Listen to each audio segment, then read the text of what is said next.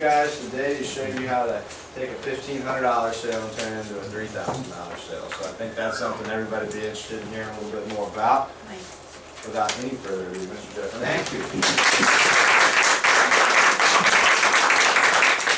So, I like to start off with a little exercise, okay?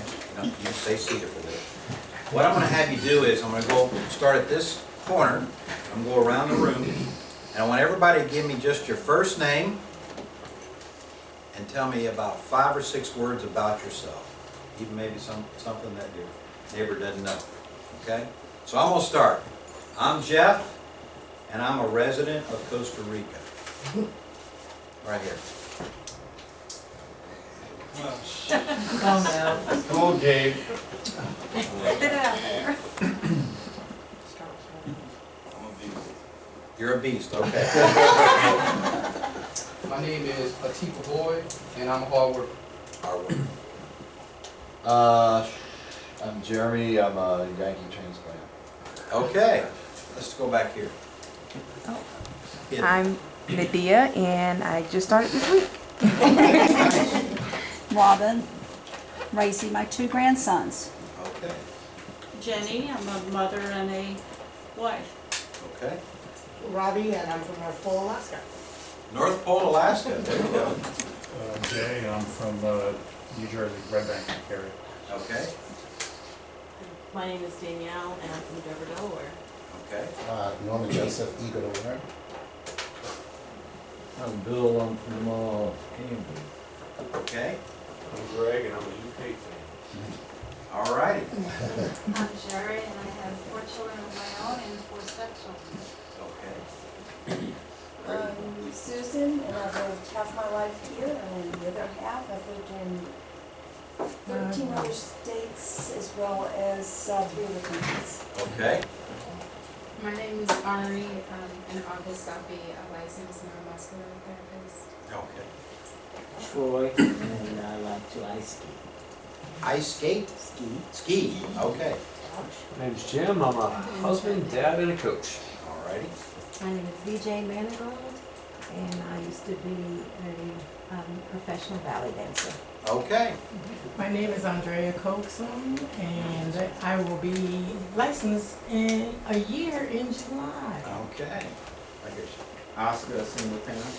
Okay, Cheryl, 4 kids, 4 grandkids. okay.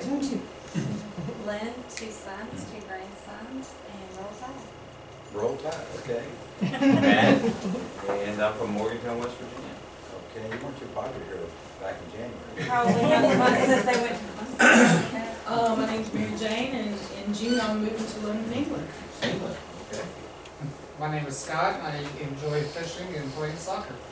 Okay, Sean, I have a culinary arts degree. Yeah. okay, Gary, I'm raising 2 kids. Brother boy. okay. And lastly, Dave Armbruster, Extracted Deutsch. okay.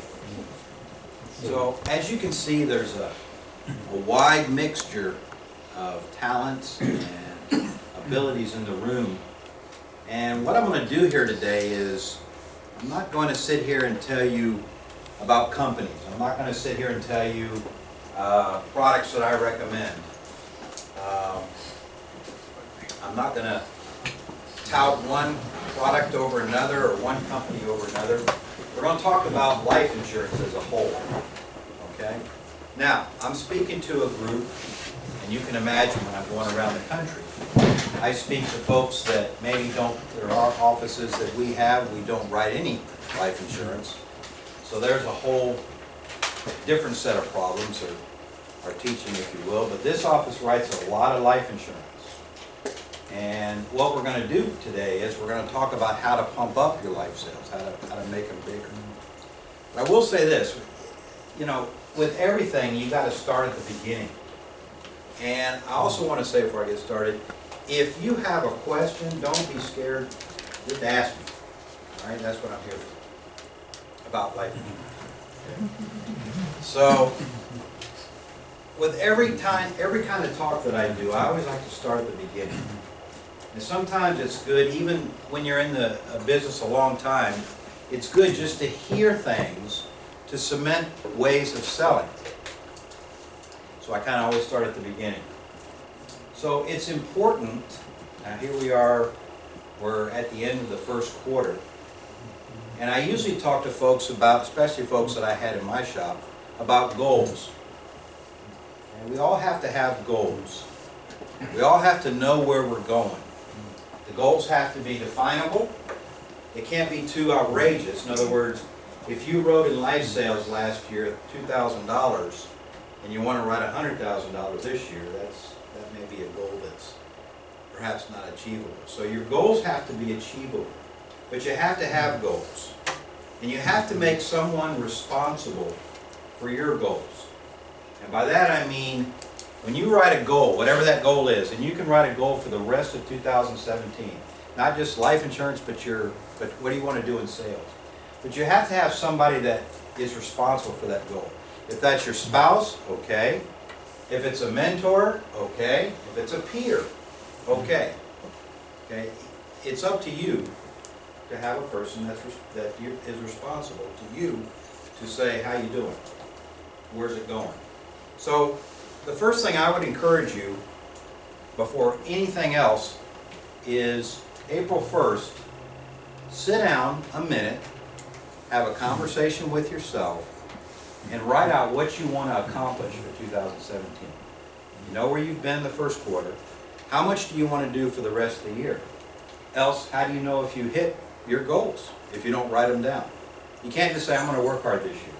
Okay, well good. How much do you need to make? I need to make enough to pay my bills. Okay, that's terrific. Make someone responsible for your goals, write your goals down, and always do it. I was in personal production about 30 years. And even the last year I was in personal production, I still had my goals written down. I had them in the top drawer where I looked at them. And I had them where I looked at them almost every day. And I opened up my drawer. It was there. It was taped. Okay? Not that it wasn't imprinted here, but it was taped. I could see it. And I also had somebody that was responsible for my goals. This person would say, hey, how's it going? Okay? I had a mentor in my career. I had someone that would call and nag me. Okay? I had someone that would talk to me. So I encourage you, if nothing else today, you don't learn anything else, have goals. Have defined goals, have definite goals. Talking about life insurance, how do we get started in selling life insurance? What is it that we have to do? How do we increase our life sales? Now, these are all things that I get asked all the time. And since I've taken this particular assignment, I start getting phone calls, and I'll talk about some of those. And when I'm asked a question, I start asking questions back, which that's typical of me. Everyone knows me. If you want to ask my opinion about something, you may get 6 questions back, because I want to know where you are. And this particular agent today actually said to me, I'm thinking about doing blah, blah, blah. I said, okay. And then I asked him 6 questions back, so he couldn't answer. So what it tells me is he didn't do a proper job of fact-finding. I said, okay, here's what I need you to do. And I said, the next time you sit down with your client, I need you to ask these 6 or 7 questions. And you can come back to me, and then I'll tell you what my opinion is. Not that it didn't answer his question. I told him where I was thinking. So when you're sitting down and you're deciding with yourself that you want to start writing life insurance, there are things that you can do to make yourself do that, if you're not already doing that. Now, there's some really nice life writers in the room, okay? And don't think that I don't see those, because I do pay attention to reports, so I know who you are. And you have a great bunch of folks that write life insurance. Does everybody know what this is? Not the object. Do you know what this is? Money maker. Money maker? Tool. A tool?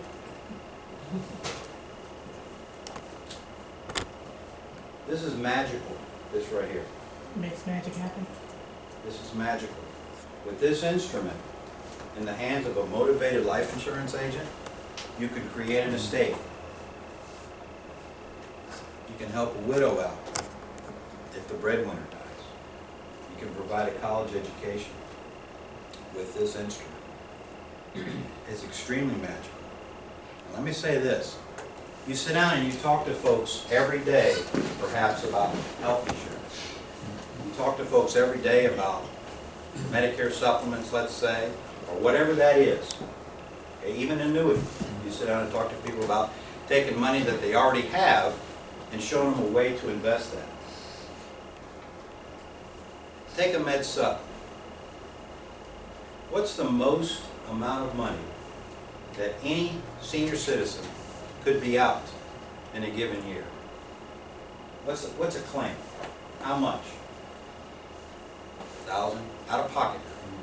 1,000, 2,000 bucks, right? Well, what could a family be out if the breadwinner dies? Thousands and thousands of dollars. You folks have a duty when you're sitting down with a client not to stop with the Medicare supplement sale. You have a duty that's almost sacred.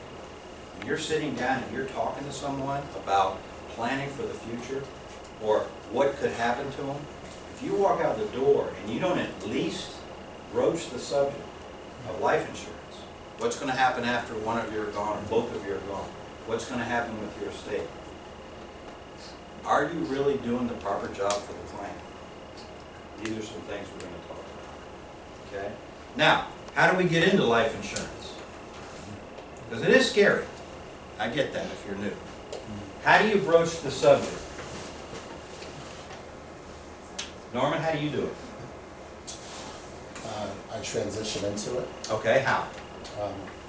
I'll bring up scenarios that I came across in the past, such as I would say, well, you know, a lot of my clients that I sat down with in the past, they had life insurance policies, either A, they paid too much for, a lot of people think they have whole life and they really have term. A lot of people have taken out loans in the past. What's your situation? How much do you pay a month? What do you have? Okay. That's very good. Explain That's very good. How else do we transition into it? It's a scary question, and you got to practice the question. Okay? Let me give you a few. You can say, I need to do a beneficiary review with you. What is that? Well, I need to make sure that all of your life insurances that you have that are either paid up or in the drawer or whatever that even you've forgotten about, I need to make sure that the beneficiaries are correct. So I want to do a beneficiary review with you. That makes them go get the policy. Now let me tell you some things that are comical that I've come across. In fact, I came across this last week. Had an agent tell me they were in a house doing what I said 2 weeks earlier. He called me up. He thought it was hilarious. He's sitting in a room. Both of them had been married before. So the husband goes up and gets his life insurance policy, finds out that the ex-wife was still a beneficiary. Okay? So all of a sudden he's refereeing a fight. These are important. So you say, well, you know what? Let me fix this right now. And you all know how to change beneficiaries. You just merely say, let's call the old company, or maybe they even have a service form with them that you can fix it. Do fix the problem. Beneficiary review. Let's talk about it. Also ask them, when you're doing the beneficiary review, the annual statement. Why are you going to get that policy? How about getting the last annual statement for me? Now, what does the annual statement tell you? Cash value, Cash value. Loan value. surrender. Okay. If it's paid up, if it's truly paid up. And you guys and gals run into the policies where they have dividends, and maybe it's dividend sufficient. Okay, maybe there's enough money there. Now, I talk in thumbs, rule of thumb, just call it thumb. If you're sitting there with a life insurance policy, okay, and let's say that the death benefit's $30,000, and it's paid up, and it's one of those old MET or PRU policies. How much is the cash value?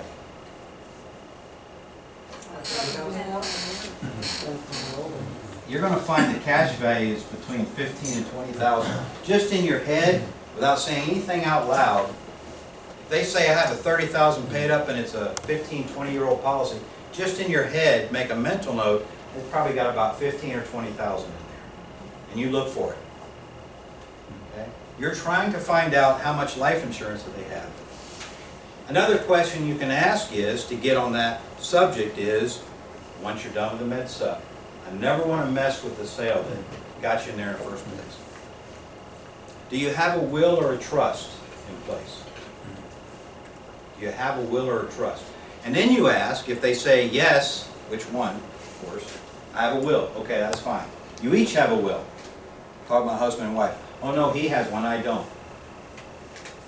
Okay, so there's a suggestion now. You're not lawyers, you're not accountants, but you're saying, I can make a suggestion. I would suggest both of you get a will. And if you haven't updated it recently, you might want to go ahead and do that. What if they say I have a trust? What's the next question? Yeah, I think the trusted, Who's the trustee? Okay, these are all good questions. Basic, let's think basic. I have a trust. Do you have one or two? one. Okay, if you have one trust, then you want to find out what's the provisions of the trust. Who is a trustee? Where's it going after you're gone? If they have two trusts, now let's assume the attorney's done this correctly. Let's always make that assumption. They have two trusts and they say it's 4 years old. What does that kind of tell us? Whether it's 1 year old, 4 years, it doesn't matter. But what does it kind of tell us? Needs to be updated. Well, it needs to be updated, but that's... We're talking about a multi-million-dollar home that you might be sitting in, whether you think it is or not, if the attorney did the right job. You have a second trust trying to capture the estate tax. Now, the estate tax this year, the exemption is $5.45 million, so probably not that big an issue, although you could. But you're probably looking at a multi-million-dollar home if you have one or two trusts, and you want to look for that money. You always want to ask questions to look for the money. And these kind of questions will get you there, but they won't feel threatened by you asking them. So you get into those types of discussions. You ask about family, where everything's going after they're gone. These are all questions that you ask when you're talking about life insurance. Okay? Another question you can ask, and this one doesn't get asked very often, and they may not even think about it. What's your current Social Security benefits if they're underage? If they're 50 approaching 60 or 60 approaching 65? What's your Social Security status? How much Social Security are each of you going to get? And you can go to ssa.gov and check your own accounts out.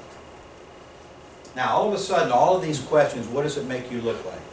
Professional. That's right. That's all you're trying to do. You want to look like a professional in the home so that when you start asking those really tough questions, they're going to answer them for you. Okay? So you get into life insurance sales by a bunch of different ways. Some of you, we can just even be blunt and say, how much life insurance do you have? Do you think it's enough? Okay, these are all questions that you can ask. I want you to get into a habit when you're sitting in the house. I want you to get into a habit of listening, if you don't already. If you do, that's fine. But listen to the client. And I want you to listen for non-verbal communication. And this is something that gets taught over the years. The longer you're in this business, or in sales in particular, if you will pay attention to non-verbals, you will make an awful lot of money. The best course I had in college was not computer, because once Microsoft came along, that threw that course right out the window. The best course that I had in college was the Psychology of Selling. It was a semester course that was worth all my dollars, because that instructor came in and taught us about body language. That's just me. Put it simple. He taught us how people act, what they do. If you're sitting there and their legs are crossed or arms are crossed or anything's crossed, they're not paying attention to you, or they're fighting back against what you're saying. Pay attention to what the client's doing while you're talking to them. Non-verbals. Here's a way to get into it. You ask questions where you know you're going to get a yes or no answer. You know it. So if it's a yes or no answer, these are truthful questions, truthful answers, and you pay attention to their responses. So that when you start asking harder questions, you're going to see the nonverbals pop up. Okay? They're going to be negative. Okay? So you're looking for ways that you can make this client be in your corner without them realizing what they're doing. Pay attention to the nonverbals when you're sitting in front of a client. Another thing you need to do is this, and this is highly crucial. You need to go out there and you need to find some life insurance products that you know backwards and forwards. Okay? And I'm not talking about the easy issue. That's the simplified issue. Just you put the thing down, you ask the questions, they either take it or they don't take it.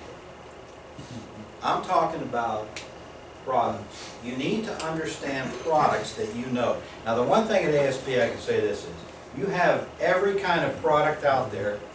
You have all the companies you need. All you have to do is go inside those companies and find the product that fits what you're trying to do. Since I got out of personal production, the IULs have come along, and they're fabulous. I mean, you know, if you don't like them, then that's fine. But the IULs have come along, and they probably keep some of the promises we used to have when we were selling these, okay? Maybe. So understand these products. Understand how they work, okay? Pay attention to the client. Now, in picking a product, or a company, or whatever, I would say this, since you have the choice. Some of us come from one company where that was the only product we had. And that's all you could sell. Pick a product with name recognition. Pick a product where you don't have to spend 20 minutes on explaining who they are. Okay? If I do like this, you know what company I'm talking about? Yeah. The Whale. Who hadn't seen The Whale? Anybody watch college basketball this last weekend? You definitely saw Pacific Life. Okay? You're sitting in a house and you're talking to a man that likes sports, he's going to know the company.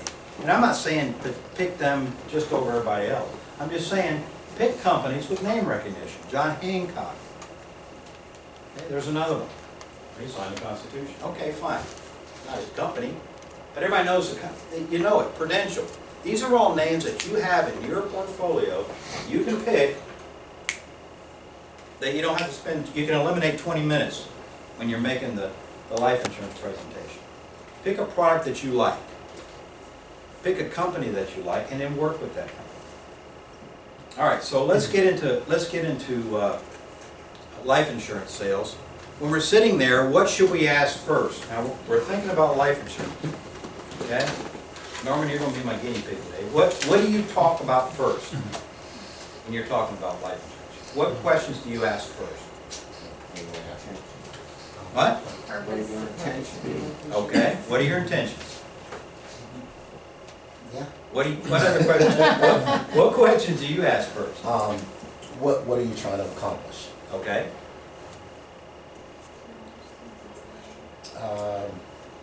Oh, you want multiple questions? Okay. What are you trying to accomplish?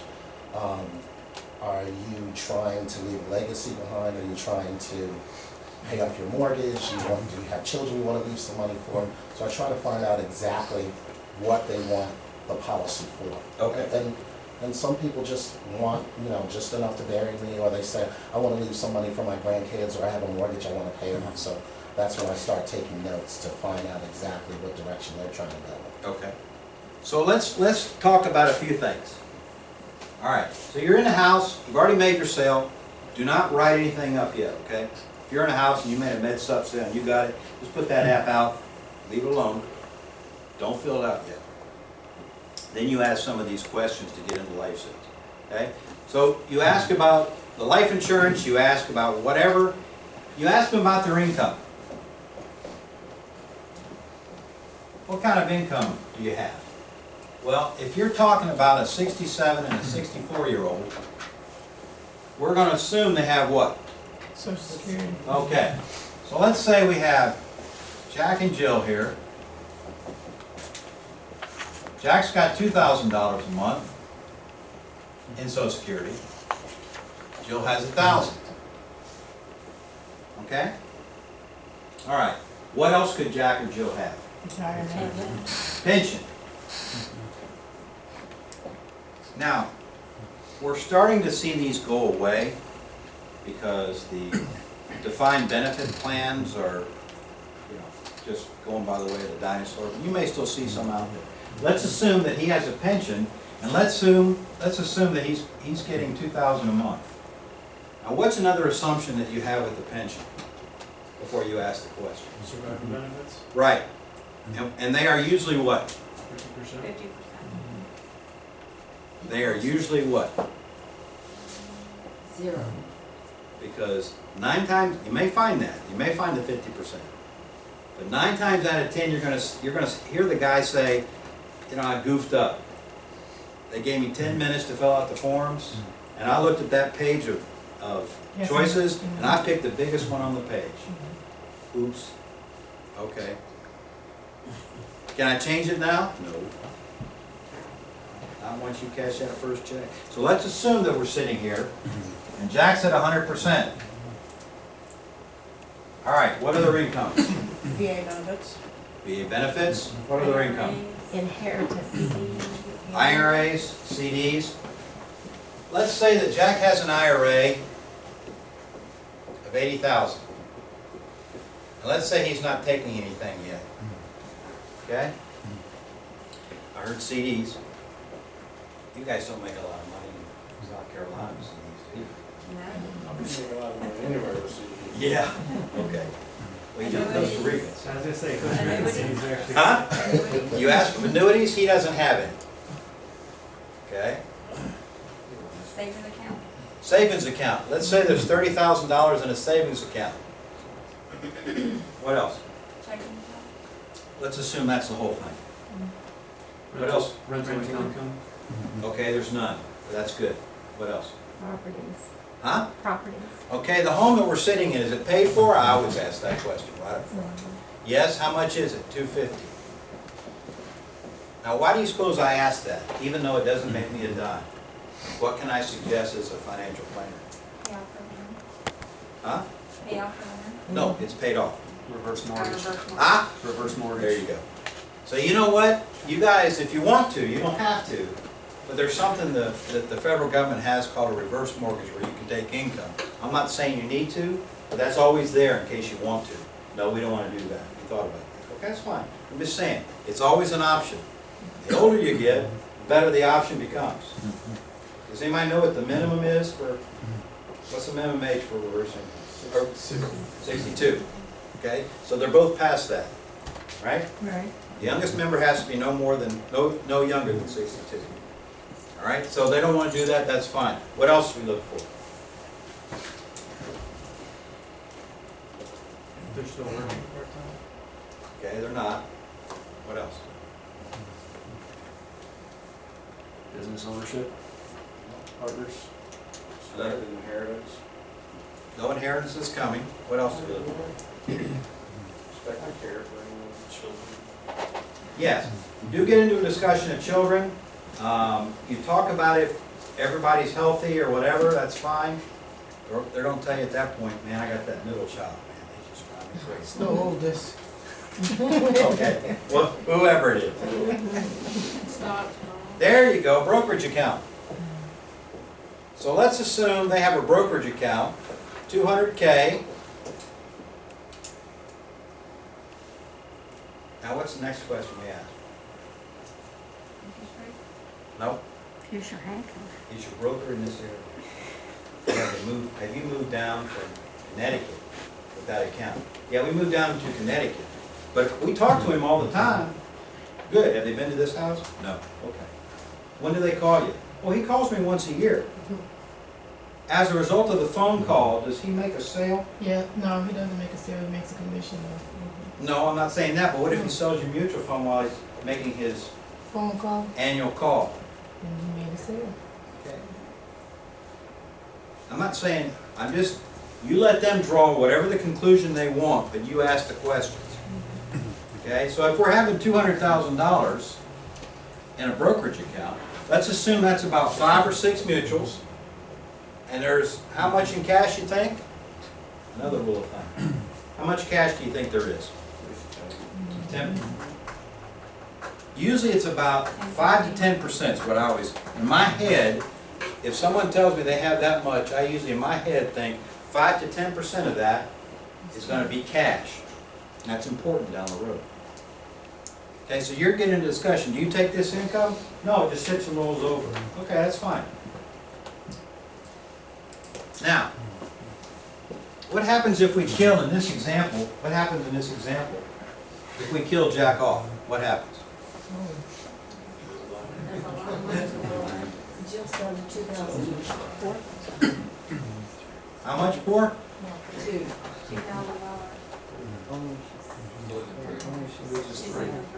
She's losing $3,000 right off the bat. Now, she might be okay, right? Maybe? Maybe she's the beneficiary. Maybe. Well, let's assume that.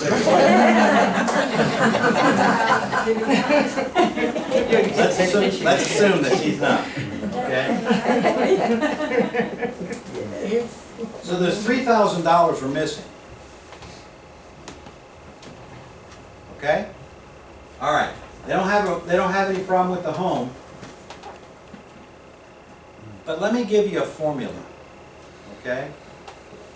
Years ago, about 10 years into my career, I had somebody that I listened to their counsel all the time, and they suggested that I go get educated.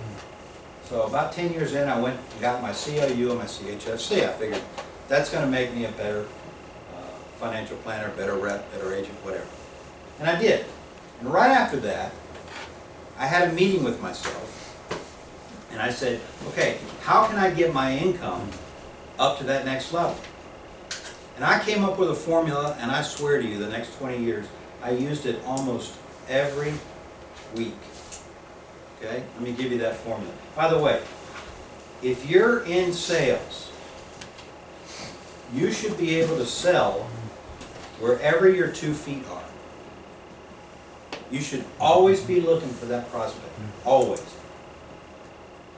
Okay? I was in an office last week, and this young lady was telling me, Jeff, I only sell life insurance. Now, I went to make sure, I went to make sure she was telling me truthful. She was. She only sold life insurance, single mom. And I said, tell me, how do you get your clients? She goes, I ask for referrals every sale.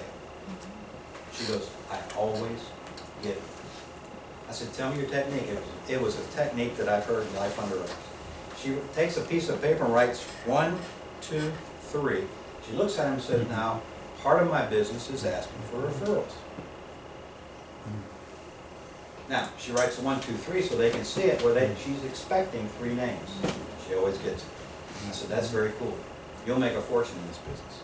She's about 2 years in, single mom. Anyways, and you'll notice I have helicopters going. I'll bring them all to the land. Okay, so I always go off the subject. But anyway, we're looking at this, and I want you to remember a simple formula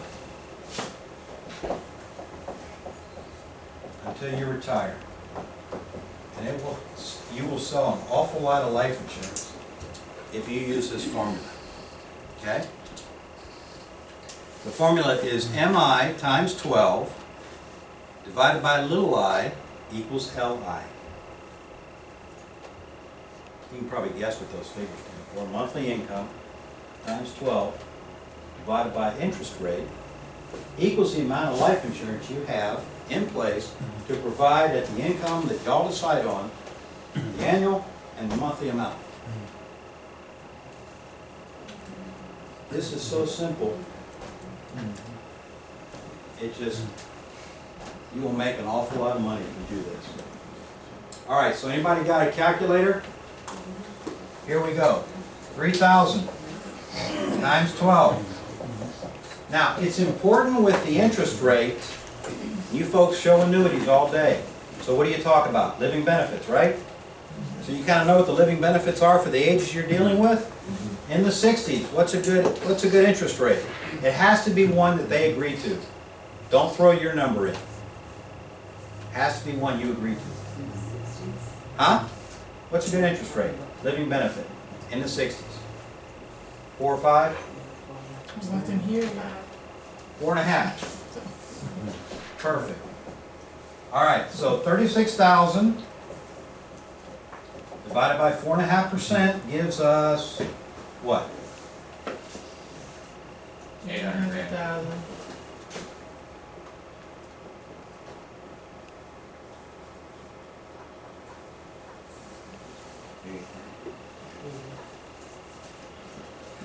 Mike?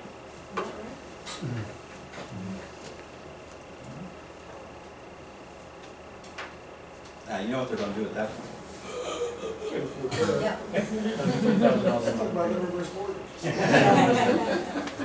Okay? Now, I want you to soak that in for just a minute. And let me just say this. You're gonna get into a discussion of expenses, right? Now, where I'm from, there's this little place called the Villages. Probably some of you have heard. It is senior citizen playground. So when I sit there and I say, how much do you have coming in each month? 5,000. They're spending all of that 5,000 for 2 of them. They don't care about nothing because they got all this other stuff over here. So they could care less. 5,000 a month. Okay. So when you kill Jack off, one of the things in his head is, well, she's not going to need 5,000. Yeah. Maybe not. Yes, she She is. probably wants to We're spend. gonna have fun. That's why she needs it. That's right. But I always say these things. 2 can eat as cheaply as 1. She's going to turn on the same lights. She's going to have the same water bill. Okay, she may not have your health insurance. But let them get to a number. Let them get to a number.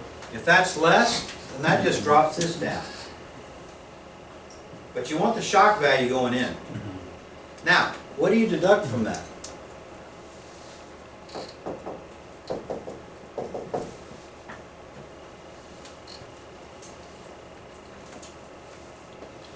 You can deduct 310,000 because you don't need all of that. You don't need 800,000. So you can say, I'm going to let you off the hook a little bit.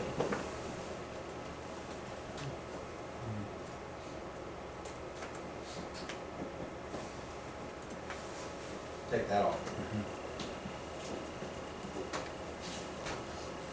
Now Jack's feeling a little better, maybe not much. Okay. But all So- of her savings is gone. Huh? All of her savings is gone. Well, yeah, if you don't do that. Well, no, but she has this she can draw on, is what I'm trying to say. Yeah. All you're doing is you start high and go down. Never start low and come up. With life insurance. Always go high and go down. Now, by knowing the products that you sell, the first thing you need to do is, in starting a life insurance career, is you have to sell it on yourself first.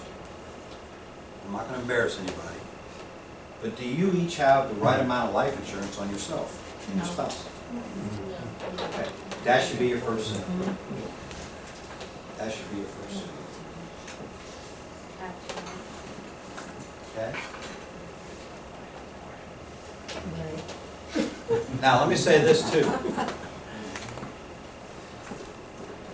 Do you know your friends and acquaintances are using you as an excuse? Do you know that? Meaning? If you've been in this business a while, anybody been in the business over 5 years? Okay. If you've been in this business a while, and you have a really close friend that you fish with, hunt with, shop with, if they get approached by someone they don't know that's in life insurance sales, and they say, man, if I want to buy insurance, I'll just buy from old Norman. I've known him for 20 years. Meanwhile, Norman has no idea. He just was used for an excuse. So, you should approach your friends and family and ask them, Norman, you should approach your friends and family to ask them if they have a proper amount of insurance. And one of the best stories I ever heard, one of the best stories, was my old manager had a party at his house one night. He had a nice house. And he had all his close friends there. they were cooking steaks on the barbecue outside. Sometime before the event got started, he says, you know what? I was teaching a life underwriters class today, and we went over a point, and I'm gonna bring it up, and I'm gonna throw it out there. And I want to, so that way my heart is clear. They said, gosh, Bob, what is that? He said, well, if you folks in the room don't have enough life insurance, or don't have the amount of coverage that you feel that you should have, or that you feel that you need, I want you to know that I do sell life insurance. Probably all knew that, but I'm just saying that, I'm reiterating that. Because I don't want, and he picked one of them, his wife, and said, I don't want Betty to come to me and say, well, he was your best friend. I know that you had the right amount. I know he had the right amount of life insurance, right? I know he came to see you, right? So I'm clearing my heart right now. And I'm saying that if anybody in the room would want me to talk to them about life insurance, I'd be more than happy to do that. Made 2 sales things this 2 weeks, okay? Folks are using you as an excuse not to buy. Start with yourself first. It's good exercise. And start with your family. Then after that, you're out there, when you're sitting down with clients, you should talk about life insurance every single time. When I first got started, when my manager said something to me, and it cracks me up. But because I had people in my life that would say things, sayings, things like that, you remember, I could still hear his voice, even this many years later, when I sit down with a client. He used to say, rest. Just rest. Don't be in a hurry. Don't try and get out of there. Don't make the sale and run. Rest. Stay calm. Ask questions. And we used to carry these kits, we call them, briefcases.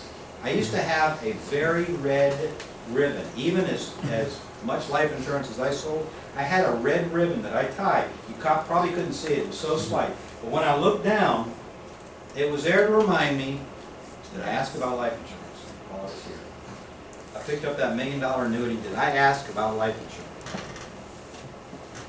And you need to get into those discussions. You need to have reminders to yourself to talk to folks about how to write life insurance. How you write life insurance is doing these little techniques that I'm talking about. Okay? So getting back to here, Jack passed out, you had to resuscitate him. Okay? So now you talk about how much he needs. Well, let's say that Jack needs about $300,000 or $400,000. Meanwhile, Jill's kicking him under the table. Or they've dismissed you. If you hear an objection, ignore it. You can do one of 3 things with an objection. You ignore it, you answer it, or you defer it. Those are the 3 things you do with an objection or question. Could you repeat it? You ignore it, you answer it, or you defer it. I'll get to that in a minute. Now, if it's him coming at you strong, you either ignore it, or you say, you know what? Let me finish what I'm showing you. That way, my heart's pure and clear if you tell me no. Okay? So you get into this discussion.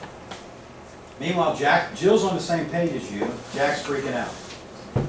But let's say that Jack says, well, let's talk about $300,000. I don't care. It's his number. But you certainly can't start at $25,000 simplified issue and go up to here. Okay? So you use their number. Now, what's Jack have in his favor right off the bat? He has a high income to pay for the premium for that. He's actually young enough. And he's, Okay. He doesn't have not a that mortgage? expensive. There's no mortgage. No mortgage and investments. Yes, cash value. There you go. You can do a 1035. You dump maybe $20,000 into this to start with, on whatever number he's looking at. Right? But you get him into a discussion of what this should be. Anybody got an idea what 250,000 a 67-year-old would be, roughly? 600 or something. 180. Huh? 6 something. Okay, I want you all to do me a favor. You all gave me the answers I'm looking at, but I want you to do me a favor. When you start selling this stuff, get out of the habit of thinking monthly. Monthly? Monthly. Get out of that habit. I need about $5,000 to $10,000 a year. Okay? That's what I want you to do. Whatever it is, equate it to annual. I'm gonna need an annual investment from you of whatever that is. If it's 5,000, that's fine. If it's 7,000, that's fine. But I'm gonna need an annual amount from you of 5,000 to 7,000. Now the 20,000 probably brings that down a bunch. Maybe. Especially if it's in great health. So if he says to you, you know, I guess I could find 5,000 a year, then you tailor the life insurance to meet that need. What'd you just do? You just made a pretty nice sale, didn't you? All you have to do is get in these discussions. Now I promise you this, if you ask a New Yorker how to get to Carnegie Hall, what's the answer? Take a cab. Practice, practice, practice. Okay? You gotta get in front of folks and you gotta talk about this. And that's everybody, even if they shut you down. If you go all the way through the process, and maybe they decide they can't afford it or they don't pass the physical, that still was good practice. Because at some point, you're gonna sit down with that person and they're gonna need $1 million and they're gonna be 72 years old. And now you're talking about a couple $100,000 a year sale that perhaps you wouldn't have had you not started practicing this week. Yes. I have money under the mattress. I don't need life insurance. Look at all of this. You have people who tell you that. They How much don't- money you got on the mattress? I'm not telling you, but I don't need you to help me, because I have people who will tell me they don't need life insurance because they can bury themselves. They have enough money set And aside what for happens that. if you have a fire? They're being, different caliber clients. but you do have clients that will tell you they don't have to take out a policy because they have enough money set aside to bury themselves. So instead of them taking that money to pay those premiums, they would rather just refute your life insurance sale. Okay, what's your first name again? Andrea. Andrea. So, Andrea, if you have done the proper amount of fact finding, Mm-hmm. you're gonna know about that money in the mattress, because they're gonna admit it to you. And you can say, if you've done the proper amount and this is it, you can say, well, you've told me everything. Is there anything else that you haven't told me? Do you have another 500,000 you hadn't told me about? But what if they say they don't want to touch it? They just want to leave it there. Some people are afraid to have other people touching their money or knowing about their money. Well, you have to develop ways to ask questions to get them to talk to you about their most personal thoughts. You have to get in friendship with them. You have to become professional. You have to ask them questions. These are all things you have to do. And if they throw that objection out after an hour of asking questions, in the beginning you didn't cement the sale to start with. So you gotta start asking personal questions of folks. And you start off by beneficiary review.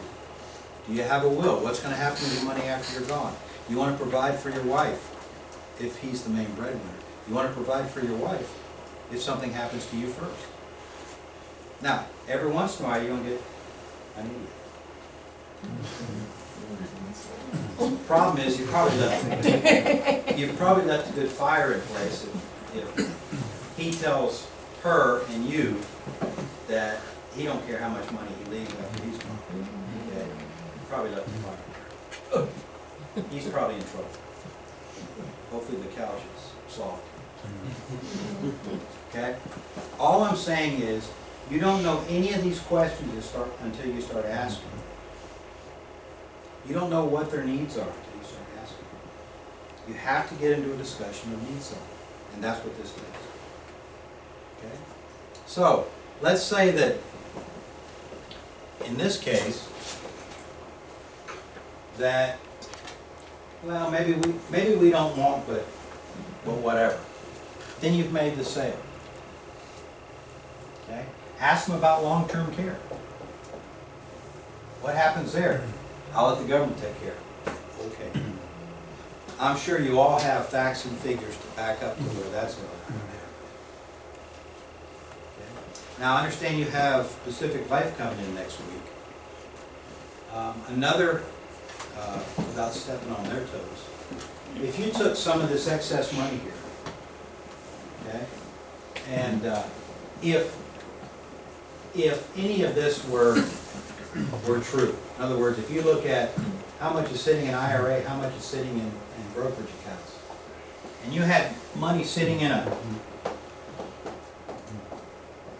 life insurance policy that provided for a death benefit and long-term care, and if we're looking at a 67-year-old, you're looking at a 2-year benefit, no inflation fighter, you're probably looking at 140 to 150 in death benefit, and probably 340,000, and don't quote me on that, in long-term care. Okay? So if someone, not necessarily Jack and Jill, has $100,000 sitting in what I call lazy money, and by the way, you need to look for lazy money. If someone has money sitting in an account that they're not doing anything with, is sitting there getting old in a savings account, here's a way to pass on money tax-free and protect this, or whatever their estate is, against the long-term care. Did you say that was Pac Life? Pac Life has it, Old Americans has a it. money guard with Lincoln? Similar. It's similar. It's the way it was about 15 years ago. Old American's another one. Doesn't matter to me who you present. All I'm saying is, when you're in these houses, you want to get into looking for lazy money.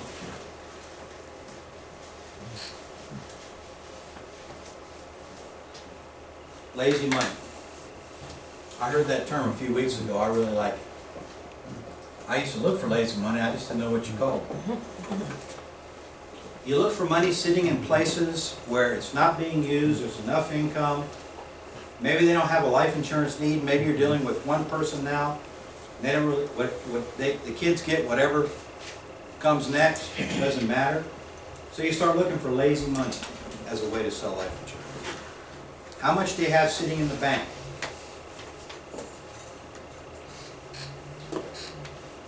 There used to be a principle when I first got started, live, die, quit. When selling life insurance, this one applies. If they live long enough, they're going to have a health problem.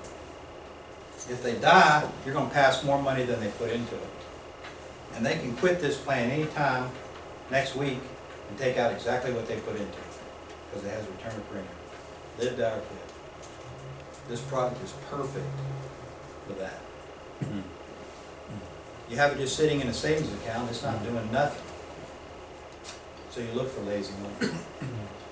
Get into the habit of looking for life insurance sales, whatever that sale is. Because there's a need in almost every home you go into. Any questions?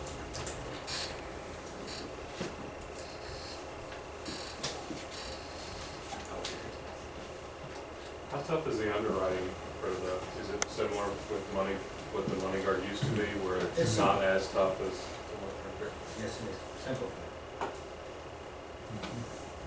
But you have to ask the question. That may not be 100,000.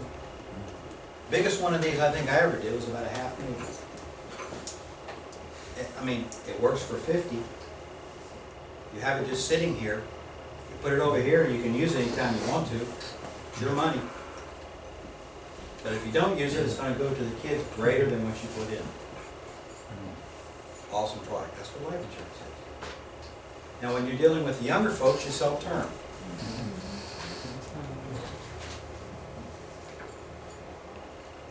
There's another product, and it's not just with the company I'm going to mention. But there's another product that you can talk about when we're talking about life insurance. let's say you're in competition, I'm telling you, we have some of the best products if you're in competition out there. If you're in competition, and they have zeroed in on the need, let's say it's $500,000.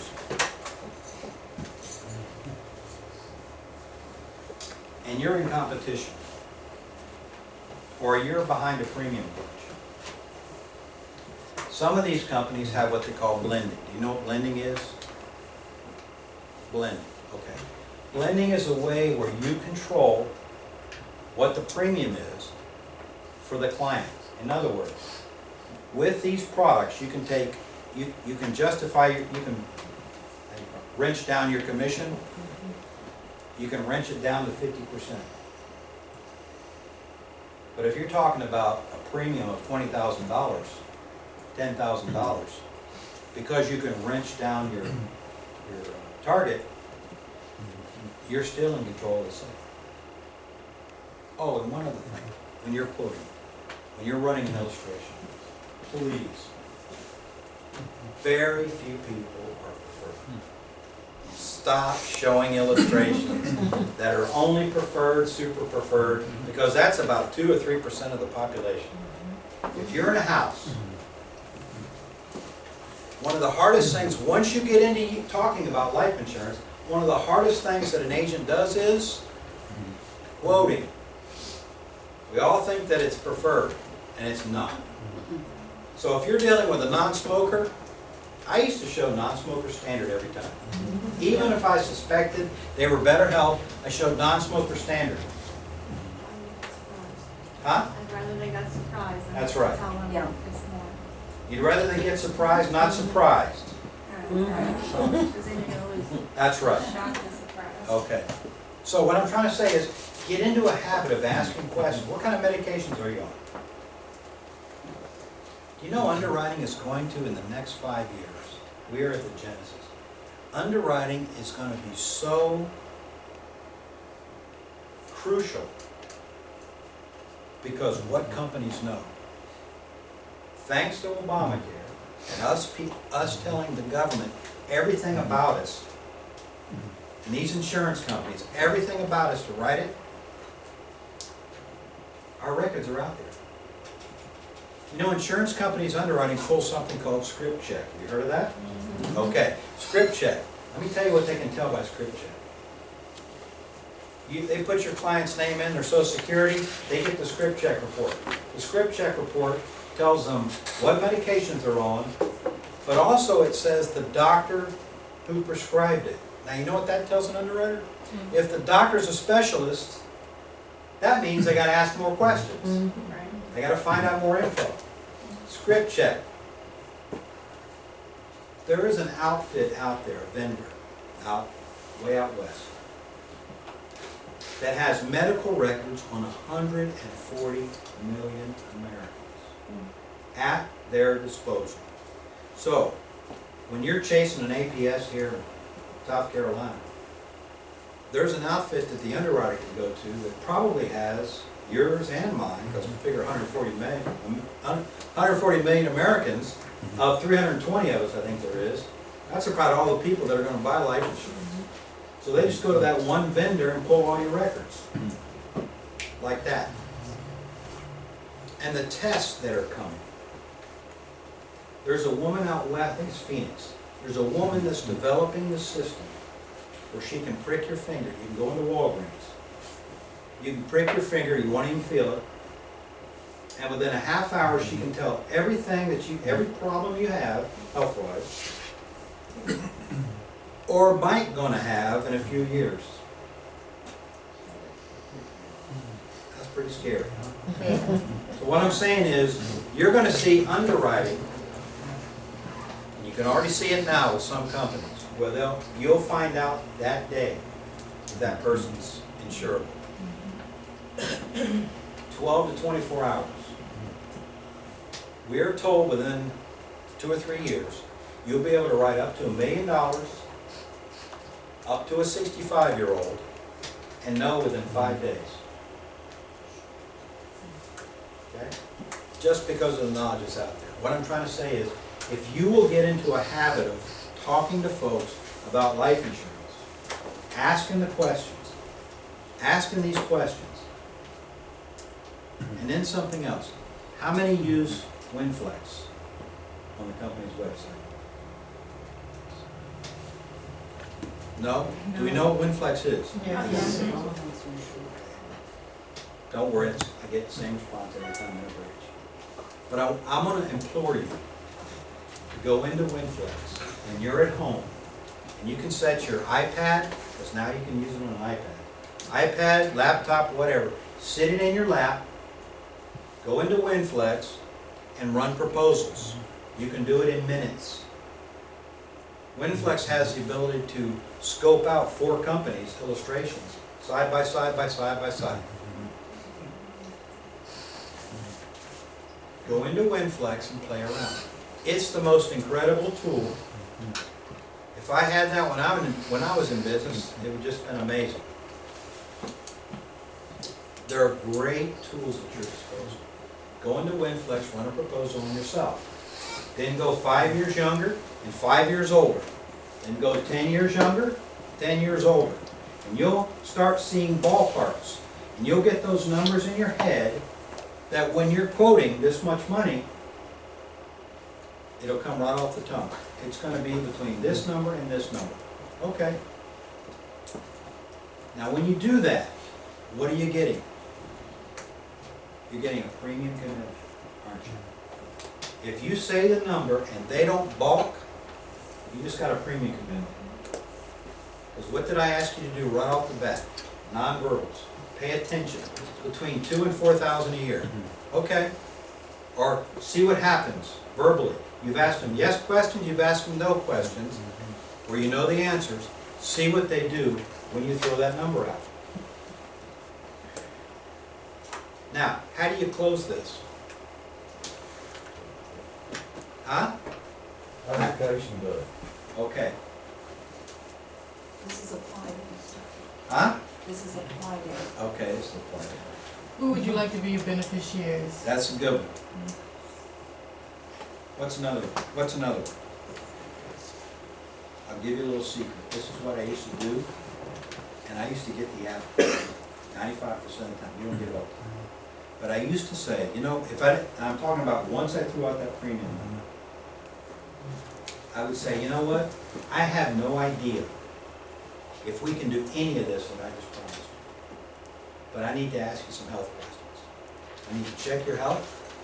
I need to have a paramedic done. What's a paramedic? Well, they come out and ask you the same questions I do, plus they take your blood. What I'd like to do today is, while you're thinking about this, let us think about you. Now, you just taking them off the hook. Have you asked for any money? Nope. You haven't asked for a dime. You start writing the app up. And I don't care if you get past that 4th or 5th question, they haven't stopped you, keep rocking. Okay? All you do after that point is throw it away. Start asking them questions. And I used to do it on, I got so cool, I used to do it on my pad. Talking about pads, here's another helicopter. When I walked into a house, I was very lucky when I first started. When I first started, I had folks that said, Jeff, you gotta sell life insurance to be a success in this career. Okay. I had an early mentor that used to ask me, it didn't matter, and we sold med subs. Back then you could make 60% on med subs. Pretty nice, huh? You could sell about 3 of those a week and retire. Okay. So, he could care less how many med subs I sold that week. You know, he asked me every time he got on the phone with me, to where it drove me crazy, how much life insurance I sold this week. So I always made sure I had one. I didn't want to tell him I had none. Anyway, when I first got started, about a month in, I went to see somebody named John Savage. Now, John's gone on, he's passed on. And you can still Google, you can YouTube, you can see him out there. This was a little short guy from the Midwest, talked kind of funny. He was hilarious. John Savage, as a newbie, I went to see this guy a month in the business, and man, this guy knew what he was talking about. This guy was a millionaire's millionaire with life insurance. I came away from that with something else that I used my entire career. He said, when you go into a house, now today we have computers, laptops, and everything else. When you go into a house, get a white pad and a black pen. Put the white pad down, not a yellow pad, not a green pad, white pad and a black pen, and I put that in front of me every single time. I was unassuming at that point, wasn't I? Mm-hmm. They had no idea what I was going to write. Yet if you look at some of my handwriting, some of you wouldn't even know if you looked at it. Okay? But they definitely couldn't look over and see what I was doing. They were seeing that I was paying attention, making notes. White pad and a black pen. Why? Because everybody believes what they see in black and white. That's why I asked for a black pen, black felt tip. Whiteboard, black felt tip. Now my wife, who I love very much, came from the store with my daughter when I told her that I was coming to work for Clay. She said, honey, I bought you some pads. And I said, thank you, I appreciate that. What I didn't tell her was, I would never take this pad into a house. I still haven't told her that, so I'm telling you something you know. Why wouldn't I do that? You gotta earn it straight. Okay? If you've ever played sports, are there things that you do every time? Habits. It's a habit. You look at the pitcher who goes through a myriad of motion before he throws that ball every single time. That's his habits. You have to get into habits when you're talking about sales, particularly when you're talking about life insurance sales. Okay? Get into the habit of doing the same things every time. Now you want to know another little trick that I used to do all my career that helped me to write bigger and better cases? I made a number goal. I always used to have 5 cases, life cases, in underwriting at any given time. 5 cases, that was my number. Not too big. And if 2 got issued, what did I have to do? Right, 2 more. I had to find those next 2. Now I gotta tell you, Jeff, if you start doing something like this, it'll be bigger than 5, okay? You'll just have a ton sitting in life underwriting. You'll have a ton sitting there. But when you go out to see folks, and you're talking to them, and you're talking about what you're supposed to do in the house, and you're talking about doing the proper job, has anybody delivered a death check yet? Yes. Yes. What's the biggest one anybody's ever delivered? Okay. 41. Okay. Those are nice checks. Who do you think is the most important person that the wife or the husband's going to wait for at that point? It's going to be you.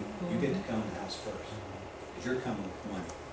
You're coming with a promise that you made if you sold it to the beneficiary. You're coming with a promise. And that's all this is. The promise is to sell. The promise is to protect. The promise is to do exactly what you said. That's all you're doing. When you're sitting down with clients, and you're saying, you know what, I need to ask you some questions. And that way, I'll get everything out of the way. And that is, I need to ask what happens when one of you goes first. I need to ask these questions. I need to get into the bigger stuff. Know what prices are. Know what premiums are for the product. Know what they are. Get into these types of discussions. You know, I got to tell you, for me, I walked into a I got a lead, we used to get the leads. We used to get life insurance leads. I don't know, we don't see too much of those. Most people don't respond to life insurance leads because they don't think they need it. But this was a lead that I received. And it was this pastor from this little small church. And somehow he knew my name. And he said, hey, come talk to me about life insurance. He was in his late 40s, a little older than I at the time. And I sat there, and he went through telling me what that he wanted to provide, what the amounts he wanted to provide for his wife. He had him listed. Now we added a little more, because I gave him things that he perhaps wasn't thinking of. But I came up with a number. This was a big, burly guy. He was big, a lot bigger than me. And he said, okay, sounds good, what's the premium? I gave him a ballpark, like I did with everybody. Asked him the questions, pyramid was done, everything was done. Got it issued, brought it back, I delivered the policy. And I sat down and I said, here's what's going to happen, here's how much your premium is, it's not going to go up, your spouse is the beneficiary. Does all that look okay? Yes, it does. All set up. I said, okay, here's my card if you ever need me. Now, I was dealing with somebody who was about 4 years older than I thought, this will be the last time I ever talk to this guy. And you know what? It was. Before I left, I shook his hand like I customarily did. And I went to pull my hand back. He had my hand. As was the pastor. He was looking me right in my eyes. He said, I want you to make me one more promise before you go. And I said, yes, sir. I want you to explain to my wife exactly the way you explained it to me, if you ever have to deliver that death check. I said, of course. Again, promise I never thought I would ever have to keep. And he still hadn't let go of my hand. And he said, promise. I said, yes, sir, I will. I walked out of there. 8 months later, one Sunday morning, I'm reading the paper. That pastor was clearing land for his church. Tree fell on him. Killed him instantly. What do you think the first thing that hit my head was? Huh? Promise. So, I called his wife that afternoon, and I reintroduced myself because she wasn't part of the sale, and I said, I want to come out and help you with that claim. And I did exactly what he told me to do. Exactly what he told me. When you are there at the beginning, and unfortunately at the end of the sale, you're a hero. You're a hero. And that's what life insurance sales is all about. Are you going to be a hero? You have a duty when you sit down with a client, every house you're going to, you have a duty to talk about life insurance.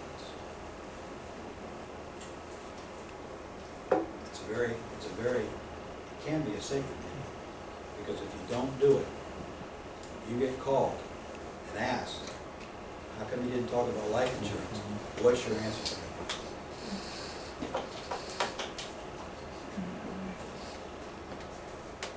Any questions? Thank you very much for listening.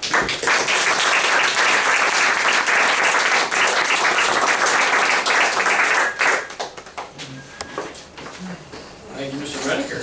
That's good stuff. All right, guys, I think if you guys have no questions for Jeff, I think he's going to be around for a little bit. If you got anything you want to chat with him about, otherwise, we're square. Get hooked up tight. Great week.